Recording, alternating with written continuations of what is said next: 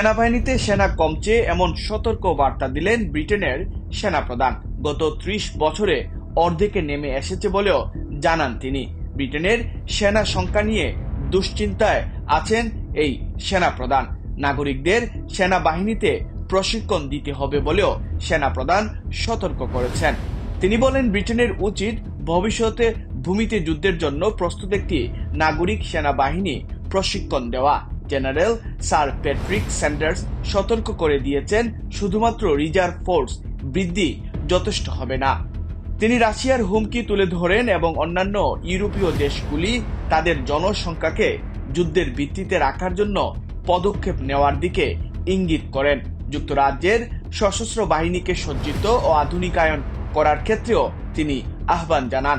একটি সাজোয়া যান সম্মেলনের বক্তৃতায় জেনারেল স্যার প্যাট্রিক চাকরিতে যোগদানের জন্য একটি যুক্তি তৈরি করেছিলেন, যেখানে যুদ্ধের বয়সে পুরুষের সামরিক বাহিনীতে যোগদান করা প্রয়োজন বলে তিনি মনে করছেন এবং যুদ্ধ শুরু হলে একটি স্বেচ্ছাসেবী আহ্বানের ভিডিও স্থাপন করা প্রয়োজন বলেও তিনি গুরুত্ব আরোপ করেন।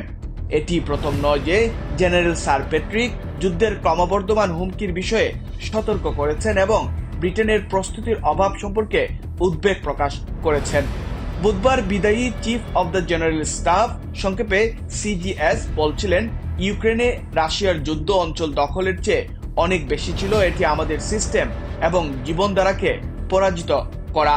এবং এ বিষয়ে তিনি একটি ইঙ্গিত দিলেন যে আমাদের সেনাবাহিনী কিন্তু দিন দিন কমে যাচ্ছে। তিনি ইতিমধ্যে সেনাবাহিনীর আকার সাম্প্রতিক কার্ডগুলোকে বিপরীত করে যুক্তি দিয়ে বলেন, এখন প্রায় ৭৩,০০০-এর একটি পেশাদার বাহিনী আছে, যা ২০১০ সালেও প্রায় ১ লক্ষ সেনাবাহিনী ছিল।